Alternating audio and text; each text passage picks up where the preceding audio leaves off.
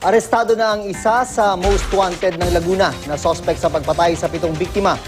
Mula sa Laguna, may ulat on the spot si Jan Consulta. Jan? June na puno ng tensyon ng pagkakaaresto ng number 2 most wanted ng Binyan City sa Laguna nang bigla itong suntukin ng isa sa mga kaanak ng mga biktima.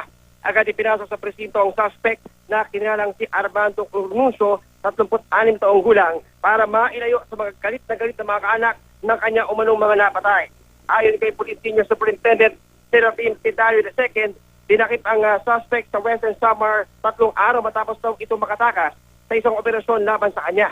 Sa tulong June ng bagong Lambat-Sibat Communications Program ng DILG-PNP, kung saan lahat ng chief of police sa buong bansa ay binigyan ng cellphone unit na may numero ng lahat ng pinuno ng mga PNP unit, ay mabilis na na-coordinate at naikasa ang pag-aresto sa suspect.